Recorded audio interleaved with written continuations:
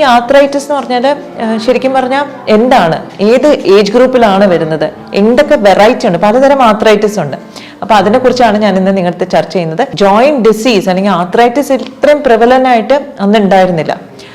ഞാനൊക്കെ കോളേജിൽ പഠിക്കുന്ന സമയത്താണെങ്കിലും അവിടെ ഇവിടെയും ഒരു ജോയിന്റ് ക്ലിനിക് ഉണ്ടെങ്കിലായി, അപ്പോഴാണ് ഡെവലപ്പ് ചെയ്ത് വരുന്നത്. നമുക്ക് എങ്കിൽ എത്ര ദിവസം നമുക്ക് റെസ്റ്റ് ചെയ്യാൻ പറ്റും. അപ്പോൾ ഇൻഫ്ലമേഷൻ ഡെഫിനറ്റ്ലി നമ്മൾ അഡ്രസ് ചെയ്യണം. അതിനോടൊപ്പം തന്നെ അതൊക്കെ ഇങ്ങനത്തെ കാര്യങ്ങൾ ചെയ്ത് ജോയിന്റ്സിനെ മൂവ് ചെയ്യാനായിട്ട് ശ്രമിക്കണം.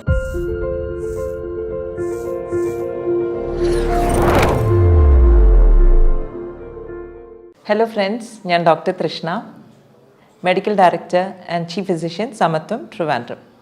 നമ്മൾ പണ്ടൊക്കെ ആൾക്കാർ നടക്കുമ്പോൾ, വഴിയിൽ നടക്കുമ്പോഴത്തേക്ക് നമ്മൾ കുറേ പേരെങ്കിലും വളരെ ആക്റ്റീവായിട്ട്, ഈവൻ പ്രായം കൂടുതലുള്ളവരാണെങ്കിലും വളരെ ആക്റ്റീവായിട്ട്, വളരെ എന്താ പറയുക, എഫിഷ്യൻ്റായിട്ട് നടക്കുന്നതാണ് നമ്മൾ പണ്ടൊക്കെ കണ്ടിരുന്നത്. പക്ഷേ ഇപ്പോൾ കുറേ കാലങ്ങളായിട്ട് നമ്മൾ ശ്രദ്ധിച്ചാലറിയാം, പല ആൾക്കാരും വളരെ സ്ലോ ആവുന്നു, അവരുടെ മൂവ്മെൻറ്റ് സ്ലോ ആവുന്നു. അപ്പോൾ നമ്മൾ ജസ്റ്റ് ഒന്ന് ഒബ്സർവ് ചെയ്താൽ മനസ്സിലാക്കും അവർക്ക് മിക്കവാറും ആർത്രൈറ്റിസിന് അങ്ങനെ എന്തെങ്കിലും ഒരു ഡിസ്കംഫർട്ട് ഉണ്ടാവുന്നു. ഈ ആർത്രൈറ്റിസ് എന്ന് പറഞ്ഞാൽ ശരിക്കും പറഞ്ഞാൽ എന്താണ്, ഏത് ഏജ് ഗ്രൂപ്പിലാണ് വരുന്നത്, എന്തൊക്കെ വെറൈറ്റി ഉണ്ട്, പലതരം ആർത്രൈറ്റിസ് ഉണ്ട്. അപ്പോൾ അതിനെക്കുറിച്ചാണ് ഞാൻ ഇന്ന് നിങ്ങളുടെ ചർച്ച ചെയ്യുന്നത്. പ്രത്യേകിച്ചും എടുത്തു പറയുന്നത് റുമറ്റോയിഡ് ആർത്രൈറ്റിസിനെ പറ്റിയാണ്. എനിക്കൊന്നൊരു 15-20 വർഷം മുമ്പ് വരെ ആർത്രൈറ്റിസ് എന്നൊക്കെ പറഞ്ഞാൽ വളരെ റെയറായിട്ട്, ഒരു 60 വയസ്സ് 70 വയസ്സൊക്കെ ആകുമ്പോഴത്തേക്ക് മുട്ടിന് തേയ്മാനം എന്ന് പറഞ്ഞ് അവിടെ വേദന ഇവിടെ വേദന എന്ന് അമ്മൂമ്മമാരും അപ്പൂപ്പന്മാരും പറയുന്നതല്ലാണ്ട് ജോയിൻറ്റ് ഡിസീസ് അല്ലെങ്കിൽ ആർത്രൈറ്റിസ് ഇത്രയും പ്രിവലൻ്റ് ആയിട്ട് അന്ന് ഉണ്ടായിരുന്നില്ല. ഞാനൊക്കെ കോളേജിൽ പഠിക്കുന്ന സമയത്താണെങ്കിലും അവിടെ ഇവിടെയും ഒരു ജോയിൻറ്റ് ക്ലിനിക് ഉണ്ടെങ്കിലായി, അപ്പോഴാണ് ഡെവലപ്പ് ചെയ്ത് വരുന്നത്. പക്ഷേ ഇപ്പം ഒരു 15 ഇയേഴ്സ് ഡൗൺ ദ ലൈൻ, ഒരു 20 ഇയേഴ്സ് ഡൗൺ ദ ലൈൻ ഒരുപാട് ആർത്രൈറ്റിസ് ക്ലിനിക്സ്, ജോയിൻറ്റ് ഡിസീസിൻ്റെ ക്ലിനിക്സ് തന്നെ വളരെ വളരെ കോമൺ ആയി വന്നിരിക്കുന്നു. എന്താണ് ഈ ആർത്രൈറ്റിസ്? ആർത്രൈറ്റിസ് എന്ന് പറയുന്നത് നമ്മുടെ സന്ധികളിൽ വരുന്ന ഒരു ഇൻഫ്ലമേറ്ററി കണ്ടീഷനാണ് ആർത്രൈറ്റിസ്. ഇൻഫ്ലമേഷൻ എന്ന് പറയുമ്പോഴത്തേക്ക് ഞാൻ പലപ്പോഴും എക്സ്പ്ലെയിൻ ചെയ്യുന്നൊരു കാര്യമാണ്, നമ്മുടെ സ്കിന്നിലൊരു മുറിവുണ്ടെങ്കിൽ എന്താ സംഭവിക്കുക, അവിടെ വേദന വരും, നീര് വരും, അവിടെ റെഡിഷായിട്ട് വരും, ചുമന്ന് വരും, തുടുത്ത് വരും. അപ്പം ഈ ഒരു പ്രക്രിയ തന്നെ നമ്മുടെ ജോയിൻറ്റിനകത്ത് നടക്കുന്നതാണ് സത്യം പറഞ്ഞാൽ ആർത്രൈറ്റിസ്. നമുക്കിപ്പം സ്കിന്നിൽ വന്നൊരു ഇഞ്ചറി എന്ന് പറയുന്നത് ചിലപ്പോൾ നമ്മൾ എന്തെങ്കിലും കടിച്ചതാകാം, അല്ലെങ്കിൽ നമ്മൾക്ക് എവിടെയെങ്കിലും തട്ടിയതാകാം. പക്ഷേ ഈ ഒരു സംഭവം എങ്ങനെ നമ്മുടെ ജോയിൻറ്റ്സിനകത്ത് വരുന്നു? പലപ്പോഴും ഇത് നടക്കുന്നത് എന്തുകൊണ്ടാണെന്ന് വെച്ചാൽ, നമ്മുടെ ഒന്നിയിൽ നമുക്കൊരു ഇൻഫെക്ഷൻ വന്ന ശേഷം, പ്രത്യേകിച്ച് ഒരു സ്ട്രെപ്റ്റോകോക്കൽ ഇൻഫെക്ഷൻ അല്ലെങ്കിൽ പല ബാക്ടീരിയൽ ഇൻഫെക്ഷൻസ് ഒക്കെ വന്ന ശേഷം അതിനെ ചെറുക്കാൻ വേണ്ടി അല്ലെങ്കിൽ അതിനെ എഗെയിൻസ്റ്റ് ആയിട്ട് അറ്റാക്ക് ചെയ്യാൻ വേണ്ടിയിട്ട് നമ്മുടെ ശരീരത്തിൽ ആൻറ്റിബോഡീസ് ഉണ്ടാക്കുന്നു. പക്ഷേ ഇതിന് സിമിലർ ആയിട്ടുള്ള കെമിക്കൽസ് എന്തെങ്കിലും നമ്മുടെ ജോയിൻറ്റ്സിലുണ്ടെങ്കിൽ അതിനെ അറ്റാക്ക് ചെയ്യാനും ഈ ശരിക്കും പറഞ്ഞാൽ ഈ പ്രതിരോധ ശക്തിക്ക് ഉള്ള വൈറ്റ് ബ്ലഡ് സെൽസ് സെക്രീറ്റ് ചെയ്യും, കെമിക്കൽസ് സെക്രീറ്റ് ചെയ്യും, ആൻറ്റിബോഡീസും മറ്റും സൈറ്റോകൈൻസ് എന്ന് പറയും. ഇതിനെല്ലാം അപ്പം ജോയിൻറ്റിലും ഇതേപോലൊരു പ്രോട്ടീനുണ്ട്, അതിനെ ഡിറ്റക്റ്റ് ചെയ്ത് അതിനെ ഡിസ്ട്രോയ് ചെയ്യാനായിട്ടുള്ള ഒരു പ്രോസസ്സ് നടക്കുന്നു. അതാണ് സാധാരണ ഇൻഫ്ലമേഷനിൽ നടക്കുന്നത്. ഇൻഫെക്ഷ്യസ് കോസിന് ഇൻഫെക്ഷന് ശേഷമാണെങ്കിലും. അപ്പോൾ സാധാരണ എങ്ങനെയുള്ളവർക്കാണ് ഇൻഫെക്ഷൻ കോമൺ ആയിട്ട് എപ്പോഴും ത്രോട്ട് ഇൻഫെക്ഷൻ, ത്രോട്ട് വരുന്ന ആൾക്കാർക്ക് കാലക്രമേണ ഇങ്ങനൊരു ജോയിൻറ്റ് ഡിസീസ് അല്ലെങ്കിൽ ഇൻഫ്ലമേറ്ററി ജോയിൻറ്റ് ഡിസീസ് വരാനായിട്ടുള്ള സാധ്യതയുണ്ടാവും. കാരണം every time there is A throat infection, മിക്കവാറും സ്ട്രെപ്റ്റോകോക്കൽ ഇൻഫെക്ഷൻ എന്തെങ്കിലും ആയിരിക്കും. അപ്പോൾ അതിനെ ട്രിഗറിൽ വെച്ചിട്ട് നമ്മുടെ ബോഡിയിൽ ഇൻഫ്ലമേറ്ററി സെൽസ് അല്ലെങ്കിൽ ഇമ്മ്യൂൺ സെൽസ് ജോയിൻറ്റിനെ അറ്റാക്ക് ചെയ്യുന്ന കെമിക്കൽസും ഉണ്ടാക്കുന്നു. ഇത് കൂടാണ്ട് വേറെ എന്തൊക്കെയാണ് റീസൺസ്?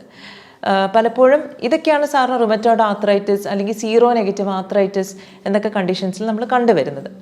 ഓരോന്നിനും പാറ്റേൺ കുറച്ച് വ്യത്യാസമാണ്, പെത്തോളജിക്കലിയും കുറച്ച് വ്യത്യാസങ്ങളൊക്കെ ഉണ്ട്. പക്ഷേ ജോയിൻറ്റ് ഇൻഫ്ലമേഷനാണ് എല്ലാത്തിലും കോമൺ. അപ്പോൾ ഇൻഫ്ലമേഷൻ എന്ന് പറയുമ്പോഴത്തേക്ക് എന്താ ബുദ്ധിമുട്ട്? നമുക്ക് രാവിലെ എഴുന്നേൽക്കുമ്പോഴത്തേക്ക് ചെറിയ ജോയിൻറ്റ്സിലുള്ള സ്റ്റിഫ്നെസ്, നമുക്ക് വിരൽ നിവർത്താൻ പറ്റില്ല അല്ലെങ്കിൽ മടക്കാൻ പറ്റില്ല, കടുത്ത വേദന മാത്രമല്ല, നമ്മൾ എത്ര വിചാരിച്ചാലും നമുക്കത് മൂവ് ചെയ്യാൻ പറ്റുന്നില്ല. That is one factor. Rheumatoid ആർത്രൈറ്റിസിലൊക്കെ ആണെങ്കിൽ 2 കൈയിലും ഒരേപോലെ ആയിരിക്കും മാനിഫെസ്റ്റേഷൻ ഉണ്ടാവുന്നത്, സിമെട്രിക്കൽ മാനിഫെസ്റ്റേഷൻ ആയിരിക്കും. പക്ഷേ സീറോ നെഗറ്റീവ് ആർത്രൈറ്റിസ്, അതായത് RA ഫാക്ടർ എന്ന് പറയുന്ന ഒരു കമ്പോണൻറ്റ് നമ്മുടെ ബ്ലഡിൽ നെഗറ്റീവ് ആണെങ്കിൽ നമ്മളതിനെ സീറോ നെഗറ്റീവ് എന്ന് പറയുന്നു. അതിൽ ചിലപ്പം ഇങ്ങനെ സിമെട്രിക്കൽ ആവണമെന്നില്ല, 2 കൈയിലും ഒരേപോലെ ആവണമെന്നില്ല, ഒരു കൈയിലാകാം, ഒരു കാലിലാകാം, അങ്ങനെയൊക്കെ വ്യത്യാസങ്ങൾ വരാം, എസിമെട്രിക്കലായിരിക്കും. പക്ഷേ ഇതിൽ സിംറ്റംസ് നമ്മൾ നോക്കുവാണെങ്കിൽ യൂഷ്വലി നമ്മളൊരു യങ് അഡൽട്ട്ഹുഡിൽ, അതായത് ഒരു 20 വയസ്സ് ആ ഏജ് ഗ്രൂപ്പിലായിരിക്കും ഇത് കോമൺ ആയിട്ട് കണ്ടുവരുന്നത്. കൂടുതലും നമ്മൾ ശ്രദ്ധിച്ചാൽ കാണും മൾട്ടിപ്പിൾ ജോയിൻറ്റ്സ് ഇൻവോൾവ് ആയിരിക്കും. ഒരു ജോയിൻറ്റ് മാത്രമല്ല, ശരീരത്തിലെ പല ഭാഗങ്ങളും ഇൻവോൾവ് ആയിരിക്കും. ഇതിൻ്റെ ഒപ്പം തന്നെ ചിലപ്പോൾ നമ്മുടെ നട്ടിലും ഇൻവോൾവ് ആയിരിക്കും. അപ്പോൾ അങ്ങനെ ഒരു സിറ്റുവേഷനിൽ നമുക്ക് കടുത്ത നടുവേദന, എഴുന്നേറ്റ് നിവർന്നിരിക്കാൻ പറ്റുന്നില്ല, ആകെപ്പാടൊരു ബുദ്ധിമുട്ടും അസ്വസ്ഥതയായിരിക്കും. ഇതിൻ്റെയൊക്കെ ബുദ്ധിമുട്ട് എന്താണെന്ന് വെച്ചാൽ ഒരു യങ് ഏജിൽ വളരെ ആക്റ്റീവായിട്ടും എന്താ പറയുന്നത്, വളരെ ആസ്വദിച്ചും ജീവിക്കേണ്ട ഒരു ഏജ് ഗ്രൂപ്പിൽ നമ്മൾ കിടപ്പിലായി പോകുന്ന ഒരു അവസ്ഥ വരെ വന്നേക്കാം, സിവിയർ അറ്റാക്ക് ആണെങ്കിൽ.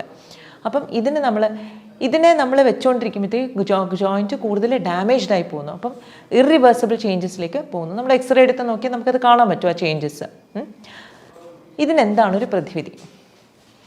അപ്പോൾ ആദ്യം നമ്മൾ പറഞ്ഞു infection can be major trigger. അപ്പോൾ ഇൻഫെക്ഷൻസ് ഫ്രീക്വൻ്റ് ആയിട്ട് വരാതിരിക്കാൻ നമ്മൾ ശ്രദ്ധിക്കണം. ഇൻഫെക്ഷൻ വരാതിരിക്കണമെങ്കിൽ നമ്മുടെ പ്രതിരോധ ശക്തി അല്ലെങ്കിൽ പ്രതിരോധത്തിന് ഉതകുന്നതായിട്ടുള്ള കോശങ്ങൾ അതിൻ്റെ പ്രവർത്തനം കറക്റ്റായിട്ട് നടത്തണം. അവിടെയാണ് നമുക്ക് പ്രാധാന്യം കൊടുക്കുന്നത്. കാരണം ഞാൻ പറഞ്ഞ കണക്ക് നമ്മുടെ ഒരു ട്രോപ്പിക്കൽ ക്ലൈമറ്റാണ്. പെട്ടെന്ന് നമുക്ക് ഇൻഫെക്ഷൻ വരാനുള്ള ചാൻസാണ്. ഇപ്പോൾ നമ്മൾ പുറത്തുനിന്ന് ഒരിടത്തുനിന്ന് ഒരു ജ്യൂസ് വാങ്ങി കുടിക്കുന്നു അല്ലെങ്കിൽ ഭക്ഷണം കഴിക്കുന്നു, ഇൻഫെക്ഷൻ നമുക്ക് എപ്പോൾ വേണേലും വരാം. ത്രോട്ട് ഇൻഫെക്ഷൻ വെറുതെ സ്കൂളിൽ പോയി അല്ലെങ്കിൽ കോളേജിൽ പോയി വേറെ ആൾക്ക് ഇൻഫെക്ഷൻ ഉണ്ടെങ്കിൽ നമുക്ക് വരാം. എനിക്കൊന്ന് കോവിഡിന് ശേഷമാണ് എല്ലാവരും മാസ്ക് ധരിക്കാനൊക്കെ തുടങ്ങിയത്. അതിനു മുമ്പേ മാസ്കിനെ പറ്റിയൊന്നും Indians were never concern. Hygiene, തുമ്മുമ്പോൾ വാ അടച്ച് വെക്കുക, അല്ലെങ്കിൽ എന്താ പറയുന്നത്, നമ്മൾ കോൾഡ് ഉള്ളപ്പം ജലദോഷം ഉള്ളപ്പോഴത്തേക്ക് കോമൺ പ്ലേസസിൽ തുപ്പി വെക്കാതിരിക്കുക. ഇതൊക്കെ വളരെ ബേസിക് ആയിട്ടുള്ള ഹൈജീൻ കാര്യങ്ങൾ ഇന്ത്യൻസ് ആരും തന്നെ നോക്കിയിരുന്നില്ല. കോവിഡിന് ശേഷമാണ് ഇത് വളരെ കുറച്ചുകൂടെ ആൾക്കാർ ശ്രദ്ധിക്കുകയും മനസ്സിലാക്കുകയും പ്രവർത്തിക്കാനും തുടങ്ങിയത്. അപ്പം ഇങ്ങനത്തെ ഇൻഫെക്ഷൻ സ്പ്രെഡ് ആവുന്നൊരു ഇത് തന്നെ നമ്മൾ പ്രിവെൻറ്റ് ചെയ്യണം, നമ്പർ 1. നമ്പർ 2, അഥവാ നമ്മൾ ഇൻഫെക്ഷൻ എക്സ്പോസ്ഡ് ആയിട്ടുണ്ടെങ്കിൽ നമുക്കൊരു തൊണ്ടയിലൊക്കെ ഒരു കരകരപ്പോ എന്തെങ്കിലും ഒരു ബുദ്ധിമുട്ടോ ഉണ്ടെങ്കിൽ അന്ന് തന്നെ നമ്മൾ തൊണ്ട ഗാഗിൾ ചെയ്യണം, ഉപ്പ് വെള്ളമിട്ട് ഗാഗിൾ ചെയ്യണം. അതേപോലെ അന്ന് ഒരു ദിവസം നമ്മൾ ചൂടായിട്ടുള്ള പാനീയങ്ങൾ മാത്രമേ കുടിക്കുകയുള്ളൂ. ബിക്കോസ് ചൂട് ഈ ഇൻഫെക്ഷ്യസ് ഏജൻറ്റിനെ, പാത്തോജനെ ഡിസ്ട്രോയ് ചെയ്യും. പിന്നെ വേറൊരു കാര്യം നമ്മൾ ചെയ്യേണ്ടതെന്ന് പറഞ്ഞാൽ ഇത് മാത്രം ചെയ്താൽ മതിയോ? പോരാ. ഇതിനൊപ്പം നമ്മുടെ പ്രതിരോധ ശക്തിക്ക് ഉതകുന്നതായിട്ടുള്ള വൈറ്റ് ബ്ലഡ് സെൽസും റെഡ് ബ്ലഡ് സെൽസിനെ ഫങ്ഷൻ മെയിൻറ്റെയിൻ ചെയ്യുന്ന രീതിയിലുള്ള ഒരു ലൈഫ് സ്റ്റൈൽ ആയിരിക്കണം ലീഡ് ചെയ്യുന്നത്. അപ്പോൾ അതിന് നമുക്ക് ഭക്ഷണത്തിൽ അത്യാവശ്യം മഞ്ഞൾ, ടേമറിക്, തുളസി ഇതൊക്കെ നമുക്ക് ധാരാളം ഭക്ഷണത്തിൽ ഉപയോഗിച്ച് നമുക്ക് ഇങ്ങനത്തെ ഇൻഫെക്ഷൻസ്, പെപ്പർ, കുരുമുളക്, ഇഞ്ചി, ഇതെല്ലാം നമ്മുടെ ഇൻഫെക്ഷൻസിനെ പ്രിവെൻറ്റ് ചെയ്യാനായിട്ട് നമ്മൾ ഒരുപാട് സഹായിക്കും. ഇനി ഓഫ് കോഴ്സ് നമുക്ക് ഇൻഫെക്ഷൻ വന്നാൽ നമുക്ക് എന്ത് ചെയ്യാൻ പറ്റും? ഇൻഫെക്ഷൻ വന്നു കഴിഞ്ഞാൽ ഡെഫിനറ്റ്ലി ഇനീഷ്യൽ സ്റ്റേജസിൽ ചിലപ്പോൾ സിവിയർ ഇൻഫെക്ഷൻ അല്ലെങ്കിൽ ഒരു വൈറൽ ഇൻഫെക്ഷൻ ആണെങ്കിൽ നമുക്ക് ഒരുപക്ഷെ ആൻറ്റിബയോട്ടിക്കിൻ്റെ ആവശ്യം വരില്ല. അപ്പോഴും നമ്മൾ ഈ ഗാഗ്ലിംഗ്, സ്റ്റീം ഇൻഹലേഷൻ, തുളസി കഷായം ഇങ്ങനത്തെ കാര്യങ്ങളൊക്കെ മസ്റ്റായിട്ടും ചെയ്തിരിക്കണം. 3-4 പ്രാവശ്യം നമുക്കൊരു ദിവസം ഇത് ചെയ്താൽ നമുക്ക് ആ കാരണം എന്താണ്, ഇനീഷ്യലി ഒരു ഇൻഫെക്ഷൻ സ്റ്റേജിന് നമ്മുടെ ശരീരത്തിൽ കയറിയിട്ട് നമ്മുടെ പ്രതിരോധ ശക്തി അതിനെ ഡിസ്ട്രോയ് ചെയ്യാൻ പറ്റിയില്ലെങ്കിൽ ഈ ഇൻഫെക്ഷ്യസ് ഏജൻറ്റ് സ്പ്രെഡ് ആവും, അത് അവിടെ കോളനൈസ് ചെയ്യും. അപ്പോഴാണ് നമുക്ക് കൂടുതൽ കടുത്തൊരു ഇൻഫെക്ഷനിലേക്ക് പോകുന്നത്. ഓക്കെ, അപ്പോൾ അതിനെ നമ്മൾ ഒരു കാരണവശാലും ഈ ഇൻഫെക്ഷ്യസ് ഏജൻറ്റിനെ നമ്മുടെ ശരീരത്തിനുള്ളിൽ സ്പ്രെഡ് ചെയ്യാനായിട്ട് സമ്മതിക്കാൻ പാടില്ല. അപ്പോൾ അതിനാണ് നമ്മൾ ഫ്രീക്വൻ്റ് ആയിട്ട് ഇത് ചെയ്യണം എന്ന് പറയുന്നത്. അപ്പോൾ എത്ര ദിവസം നമുക്ക് സിംറ്റംസ് ഉണ്ടോ അത്രയും ദിവസം നമുക്ക് ഈ പറഞ്ഞ കാര്യങ്ങളെല്ലാം റെഗുലറായിട്ട് ചെയ്യണം.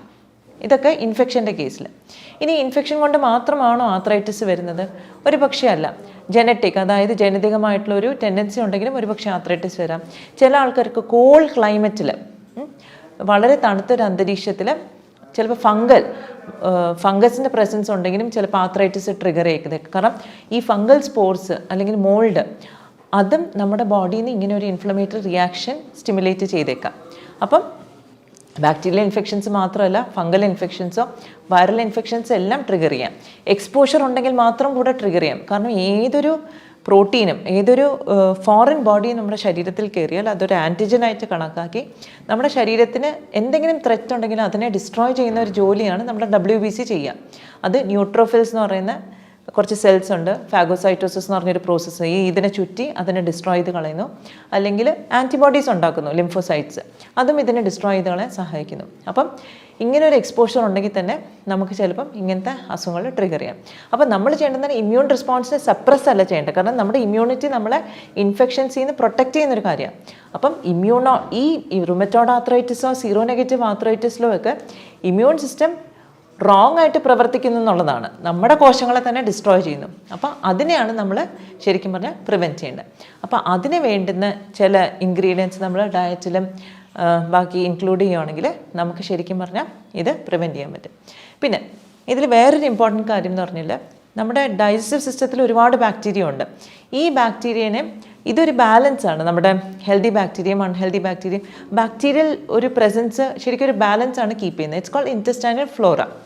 ചില സമയത്ത് എന്ത് പറ്റുന്നു, നമുക്ക് ലീക്കി ഗട്ട് എന്ന് പറഞ്ഞൊരു കണ്ടീഷൻ വരുന്നു. അതായത് നമ്മുടെ ഇൻറ്റസ്റ്റൈനകത്തുള്ള കോശങ്ങൾ തമ്മിലുള്ള ഡിസ്റ്റൻസ് കൂടുകയും അതിൻ്റെ ഇടയിൽ കൂടെ ആ ബാക്ടീരിയയുടെ കെമിക്കൽസ് ടോക്സിൻസ് നമ്മുടെ ബ്ലഡിലേക്ക് പോവുകയും ചെയ്താൽ ഇതേപോലൊരു റെസ്പോൺസ് വരും. അപ്പം ആ ലീക്കി ഗട്ടിനെ നമ്മൾ ട്രീറ്റ് ചെയ്യുന്നത് വളരെ അത്യാവശ്യമാണ്. അപ്പോൾ ലീക്കി ഗട്ടിനെ ട്രീറ്റ് ചെയ്യണമെങ്കിൽ വളരെ ഇമ്പോർട്ടൻ്റ് ആയിട്ട് നമ്മൾ ചെയ്യേണ്ട ഒരു കാര്യമുണ്ട്. നമ്മൾ ഈ പറഞ്ഞ കണക്ക് നമ്മൾ ഈ ഷുഗറി ഫുഡ്സ് അവോയ്ഡ് ചെയ്യണം. കാരണം എന്താണ്, ഈ ബാക്ടീരിയനെ പരിപോഷിപ്പിക്കുന്ന അനാവശ്യമായിട്ടുള്ള ബാക്ടീരിയ ഈ ഷുഗർ കഴിച്ച് നല്ല ഭംഗിയായിട്ട് അവിടെ അങ്ങോട്ട് എസ്റ്റാബ്ലിഷ് ചെയ്യും. അപ്പം നമുക്ക് ഈ high sugar food, carbohydrate food എല്ലാം ധാരാളം കഴിച്ചു കഴിഞ്ഞിട്ടുണ്ടെങ്കിൽ നമ്മൾ വിചാരിക്കുന്ന നല്ല ബാക്ടീരിയനൊന്നും കൊണ്ടുവരാൻ പറ്റില്ല. ആ പഴയ ബാക്ടീരിയനെ ഇതൊക്കെ കഴിച്ച് നല്ല രസിച്ച് അവിടെ ഇരിക്കും. അപ്പം നമ്മൾ ഈ കാർബോഹൈഡ്രേറ്റ്സും ബാക്കിയും വളരെയധികം മിനിമൈസ് ചെയ്തിട്ടായിരിക്കണം നമ്മൾ പുതിയ ബാക്ടീരിയനെ അവിടെ റിപ്ലനിഷ് ചെയ്യുന്നുണ്ടാവുക. അപ്പോൾ അത് ഗ്യാസ്ട്രിക് ക്ലെൻസ് എന്നുള്ള സിസ്റ്റം അല്ലെങ്കിൽ ഇൻറ്റസ്റ്റൈനൽ ക്ലെൻസ് എന്ന് പറഞ്ഞ രീതിയിലേക്ക് നമ്മൾ പോകണം. പിന്നെ നമ്മൾ ചിലപ്പോൾ ആയുർവേദത്തിലൊക്കെ ശ്രദ്ധിച്ചിട്ടുണ്ടാകും, പലപ്പോഴും ഈ റുമറ്റോയ്ഡ് ആർത്രൈറ്റിസ് പോലുള്ള കണ്ടീഷൻസിൽ അവർ വസ്തി ചെയ്യാറുണ്ട്. വസ്തിക്ക് എന്താണ് പ്രാധാന്യം? മിക്കപ്പോഴും ഈ ബാക്ടീരിയ, ഈ ആർത്രൈറ്റിസ് ഉണ്ടാക്കുന്ന ബാക്ടീരിയ അല്ലെങ്കിൽ ആർത്രൈറ്റിസിൻ്റെ ഒരു ട്രിഗർ വരുന്നത് ലാർജ് ഇൻറ്റസ്റ്റൈനിൽ നിന്നാണ്, നമ്മുടെ വൻകുടലിൽ നിന്നാണ്. അപ്പോൾ അതിൽ തന്നെ നമുക്ക് വൻകുടലിലെ ബാക്ടീരിയനെ വേണം അവിടെ ഒരു ഹെൽത്തി ബാക്ടീരിയനെയാണ് നമ്മൾ ശരിക്കും പറഞ്ഞാൽ എസ്റ്റാബ്ലിഷ് ചെയ്യേണ്ടത്. ഒരുപാട് സ്റ്റഡീസ് ഇപ്പോൾ വരുന്നുണ്ട്. ചില ഈസ്റ്റ്, ചില ബാക്ടീരിയ എല്ലാം ഇതിൻ്റെയുള്ള ഒരു ബാലൻസിലാണ് നമ്മുടെ ഹെൽത്ത് മെയിൻറ്റെയിൻ ചെയ്യുന്നത്. ഫോറിൻ കൺട്രീസിൽ ആക്ച്വലി കുറേ അസുഖങ്ങൾക്ക് പോലും ഹെൽത്തി ഇൻഡിവിജ്വലിൻ്റെ സ്റ്റൂൾസ്, അതായത് മലം എടുത്തിട്ട് അതിൽ നിന്ന് ബാക്ടീരിയനെ കൾച്ചർ ചെയ്ത് ഈ അസുഖമുള്ളവരിൽ ട്രാൻസ്പ്ലാന്റ് ചെയ്യുന്ന ഒരു സിസ്റ്റം പോലും ഇപ്പോൾ വന്നിട്ടുണ്ട്. അപ്പം നമുക്കെന്താ ചെയ്യാൻ പറ്റുന്നത്? നമുക്ക് നമ്മുടെ ഡയറ്റിൽ അത്യാവശ്യം നല്ല ബാക്ടീരിയ, ഈ പറഞ്ഞ കണക്ക് മോര്, പച്ചമോര്, തൈര്, ഈ കാര്യങ്ങളെല്ലാം ഉൾപ്പെടുത്തുക. പിന്നെ മഞ്ഞൾ വളരെ ഇമ്പോർട്ടൻ്റ് ആണ്. ജിഞ്ചർ, പിന്നെ കുരുമുളക്, ഇങ്ങനത്തെ കാര്യങ്ങളെല്ലാം നമ്മുടെ ഡയറ്റിൽ ഉൾപ്പെടുത്തുന്നത് വളരെയധികം നല്ലതായിരിക്കും. പിന്നെ ഇപ്പം നമുക്ക് പ്രാക്ടിക്കലായിട്ട് എന്ത് ചെയ്യാം? സപ്പോസ് നമുക്കൊരു ജോയിൻറ്റ് പെയിൻ വന്ന് സ്വെല്ലിംഗ് ഉണ്ടെന്നൊക്കെ വെച്ചോളൂ. നമുക്ക് രാവിലെ തന്നെ ഈ ജോയിൻറ്റ് സ്റ്റിഫായിരിക്കുന്ന സമയത്ത് കുറച്ച് ചൂടുള്ള വെള്ളത്തിൽ നമുക്ക് എപ്സം സോൾട്ട് വാങ്ങിക്കാൻ കിട്ടും. എപ്സം സോൾട്ട് ഇട്ടിട്ട് കൈ അതിനകത്ത് മുക്കി വയ്ക്കുക. അപ്പോൾ ഈ ജോയിൻറ്റിലുള്ള സ്റ്റിഫ്നെസ് കുറയും. പക്ഷേ നമ്മൾ മുക്കി വയ്ക്കുന്നത് 15-20 മിനിറ്റ് കൂടുതൽ മുക്കി വെക്കരുത്. കാരണം ഇത് ഉറഞ്ഞു പോകാൻ നമ്മൾ സമ്മതിക്കരുത്. അപ്പം ജസ്റ്റ് ഒരു 15-20 മിനിറ്റ്സ് അതൊന്ന് ചൂടാൻ വേണ്ടി വെക്കുക. ആ വെള്ളത്തിൽ വെച്ച് തന്നെ നമ്മുടെ കൈയും കാലും ജോയിൻറ്റ്സ് എല്ലാം ഒന്ന് ചെറുതായിട്ട് മൂവ് ചെയ്യുക. അപ്പോൾ തന്നെ നമുക്ക് ആ കെട്ടിക്കിടക്കുന്ന ഒരു ഡിസ്കംഫർട്ട് നമുക്ക് കുറഞ്ഞു കിട്ടും.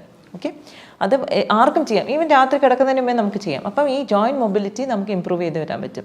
ഈ വെള്ളത്തിലിടാതെ നമ്മൾ ജോയിൻറ്റ് മൂവ് ചെയ്യാതിരുന്നാൽ ഇറ്റ് ഈസ് പോസിബിൾ നമ്മൾ ജോയിൻറ്റിനെ ഡാമേജ് ചെയ്യും. അപ്പോൾ ഇൻഫ്ലമേഷൻ ഉള്ളപ്പോൾ എപ്പോഴും നമ്മൾ റെസ്റ്റ് കൊടുക്കണം. പക്ഷേ നമുക്ക് എത്ര ദിവസം നമുക്ക് റെസ്റ്റ് ചെയ്യാൻ പറ്റും? അപ്പോൾ ഇൻഫ്ലമേഷൻ ഡെഫിനറ്റ്ലി നമ്മൾ അഡ്രസ്സ് ചെയ്യണം. അതിനോടൊപ്പം തന്നെ അതൊക്കെ ഇങ്ങനത്തെ കാര്യങ്ങൾ ചെയ്ത് ജോയിൻറ്റ്സിനെ മൂവ് ചെയ്യാനായിട്ട് ശ്രമിക്കണം. പിന്നെ പലപ്പോഴും നമ്മൾ കണ്ടുവന്നിട്ടുണ്ട് റുമറ്റോയ്ഡ് ആർത്രൈറ്റിസ് പോലുള്ള കണ്ടീഷനിൽ ഫാസ്റ്റിംഗ് ഒക്കെ വളരെ എഫിഷ്യൻ്റ് ആണ്. പക്ഷേ ഫാസ്റ്റിംഗ് ചെയ്ത് കഴിഞ്ഞാലും നമ്മൾ നോർമൽ ഡയറ്റിലേക്ക് വരുമ്പോഴത്തേക്ക് ഈ ഷുഗറി ഫുഡ്സും ബാക്കി കാര്യങ്ങളും അവോയ്ഡ് ചെയ്യുന്നതായിരിക്കും നല്ലത്. വേറെ ഇമ്പോർട്ടൻറ്റ് കാര്യം, ഈ കോൺസ്റ്റിപ്പേഷൻ, ലോങ് ടേം കോൺസ്റ്റിപ്പേഷൻ ഉള്ളവർക്കും ഇങ്ങനത്തെ കണ്ടീഷൻസൊക്കെ വരാനുള്ള ചാൻസസ് കൂടുതലാണ്. കാരണം ഈ പറഞ്ഞ കണക്ക് ലാർജ് ഇൻറ്റസ്റ്റൈനിലാണ് നമ്മുടെ ഈ ബാക്ടീരിയൽ ഒരു ഡിസ്ബയോസിസ് വരുന്നത്, അല്ലെങ്കിൽ ഒരു ഇൻറ്റസ്റ്റൈനൽ ഗട്ട് ഡിസ്ബയോസിസ് വരുന്നത്. അപ്പോൾ അതുകൊണ്ട് തന്നെ കോൺസ്റ്റിപ്പേഷനൊക്കെ ഉണ്ടെങ്കിൽ അത് ആദ്യം ട്രീറ്റ് ചെയ്യണം. കാരണം അത് ഇവൻച്വലി നമുക്ക് ഈ ഒരു കണ്ടീഷനിലേക്ക് നമ്മൾ കൊണ്ടെത്തിക്കാൻ സാധ്യതയുണ്ട്. അപ്പം ഇത്രയും കാര്യങ്ങൾ ശ്രദ്ധിച്ചാൽ തന്നെ നമുക്ക് ഈ റുമറ്റോയ്ഡ് ആർത്രൈറ്റിസിന് കുറേയൊക്കെ നമുക്ക് മാനേജ് ചെയ്യാൻ പറ്റും. പലപ്പോഴും നമ്മൾ ഡ്രഗ്സ് ഓഫ് ചോയ്സ് വരുന്ന ഇമ്മ്യൂണോ സപ്രസൻസ് ആണ്. പക്ഷേ അത് നമ്മുടെ പ്രതിരോധത്തെ സപ്രസ് ചെയ്യുന്നതിനെക്കാട്ടിലും നമുക്ക് ആവശ്യത്തിന് പ്രതിരോധം വേണം. അതോടൊപ്പം തന്നെ നമുക്ക് ഈ ഡിസീസിനെ നമുക്ക് മാനേജ് ചെയ്ത് ക്ലിയർ ആക്കാനും പറ്റണം. അപ്പോൾ അതാണ് ഏറ്റവും ഇമ്പോർട്ടൻറ്റ്. പിന്നെ ഇതിൽ ഏറ്റവും ഇമ്പോർട്ടൻ്റ് ആയിട്ടുള്ള വേറൊരു കണ്ടീഷൻ നമ്മൾ പലപ്പോഴും അഡ്രസ്സ് ചെയ്യുന്നതാണ് ഓസ്റ്റിയോ ആർത്രൈറ്റിസ്. ഈ ഓസ്റ്റിയോ ആർത്രൈറ്റിസ് എന്ന് പറഞ്ഞാൽ പ്രായം കൂടിയുള്ളവർക്ക് മുട്ടിനും ഒക്കെ തേയ്മാനം വരുമ്പോൾ ഉണ്ടാകുന്ന അതൊരു ഡീജനറേറ്റീവ് കണ്ടീഷനാണ്. അതായത് പ്രായാധിക്യം മൂലം പല പ്രാവശ്യം നമ്മളൊരു ജോയിൻറ്റിനെ ഉപയോഗിച്ച് കഴിയുമ്പോൾ അതിൽ വരുന്ന തേയ്മാനമാണ് ഓസ്റ്റിയോ ആർത്രൈറ്റിസ്. അപ്പം ആ ഓസ്റ്റിയോ ആർത്രൈറ്റിസ് എന്ന് പറഞ്ഞാൽ ആർത്രൈറ്റിസ് എന്നാണ് പേരെങ്കിൽ കൂടെ അവിടെ ഇൻഫ്ലമേഷനെക്കാട്ടിലും ഒരു ഡീജനറേഷനാണ് ഉണ്ടാകുന്നത്. അപ്പോൾ അതിന് നമ്മൾ കാർട്ടിലേജ്, നമ്മുടെ രണ്ട് സന്ധികളുടെ ഇടയിലുള്ളൊരു പാഡ് മാതിരിയാണ് കാർട്ടിലേജ്. ആ കാർട്ടിലേജിനെ പരിപോഷിപ്പിക്കുന്ന കാര്യങ്ങൾ ഗ്ലൂക്കോസമിൻ, കോൺട്രോയിറ്റിൻ എന്ന് പറയുന്ന കുറേ ഇൻഗ്രീഡിയൻസ് ഉണ്ട്, അതായിരിക്കണം നമ്മൾ കൂടുതൽ കൊടുക്കുന്നുണ്ടാവുക ഫുഡിൽ. അപ്പോൾ അതിൽ വെച്ചിട്ട് നമുക്ക് കാർട്ടിലേജിനെ കുറേയൊക്കെ റിപ്ലനിഷ് ചെയ്യാൻ പറ്റും. പിന്നെ വെയിറ്റ് ഉള്ളവരാണെങ്കിൽ ഈ പറഞ്ഞ റുമറ്റോയ്ഡ് ആർത്രൈറ്റിസ് ആയിക്കോട്ടെ, സീറോ നെഗറ്റീവ് ആർത്രൈറ്റിസ് ആയിക്കോട്ടെ, ഓസ്റ്റിയോ ആർത്രൈറ്റിസ് ആയിക്കോട്ടെ, ഇതിനെല്ലാം ജോയിൻസിനെയും കൂടുതൽ ഡാമേജ് ചെയ്യും വെയിറ്റ് ഉണ്ടെങ്കിൽ. അപ്പോൾ വെയിറ്റ് മാനേജ് ചെയ്യുക വളരെ ഇമ്പോർട്ടൻ്റ് ആയിട്ടുള്ള കാര്യം. അപ്പോൾ ഒബേസിറ്റി ഉള്ളവരെല്ലാം make sure that you manage your weight well and arthritic symptoms will definitely come down. അപ്പം ഇത്രയും കാര്യങ്ങൾ ശ്രദ്ധിച്ചാൽ തന്നെ നമുക്ക് റുമറ്റോയ്ഡ് ആർത്രൈറ്റിസ് ഒക്കെ വളരെ ഭംഗിയായിട്ട് മാനേജ് ചെയ്യാനായിട്ട് സാധിക്കും. Thank you for listening. നമസ്കാരം.